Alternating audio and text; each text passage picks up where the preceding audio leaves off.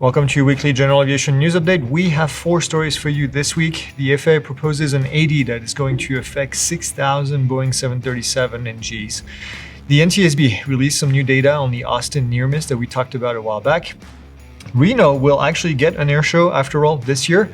And then also the FAA is giving back Trevor Jacobs his pilot certificate. Let's get to it.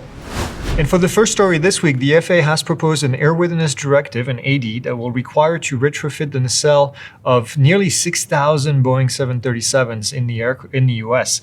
That includes the 600, 700, 800, and 900 series. Now, the AD was issued for a fan blade failure that pierced through the fuselage.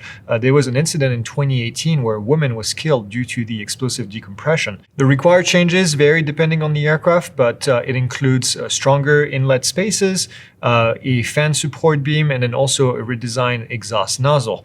The retrofit is estimated to cost around $7,600 and then to take about 90 hours of work. Next up, this week is an update to the near miss that happened between a Southwest 737 and a FedEx 757. That occurred in February of last year. We talked about it back then.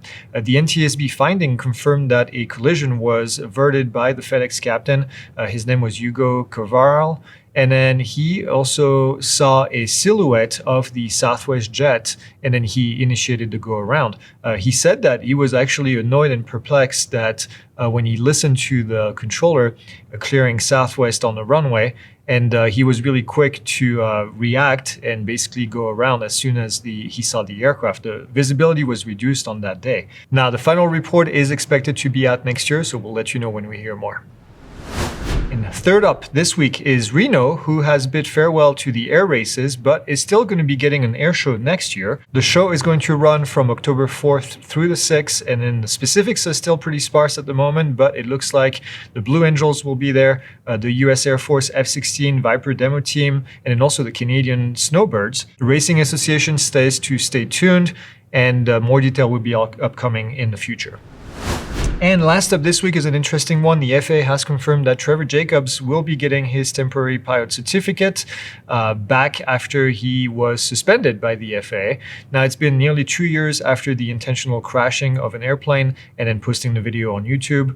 Jacobs will actually spend 6 months in federal prison. We reported that a couple weeks ago for intentionally obstructing a federal investigation where he removed the wreckage, cut it up, and then disposed of it in different places.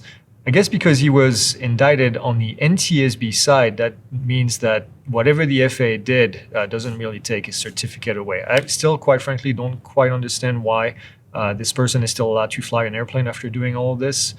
But it is what it is, so just don't be that guy. All right, that's it. Have a great weekend, and we'll see you next week. Through the 6th, and then I don't know why I can't talk today. Here's a quick, Penny. Shh. Here's a quick clip. Here's a clip of the can't stay it for well, that was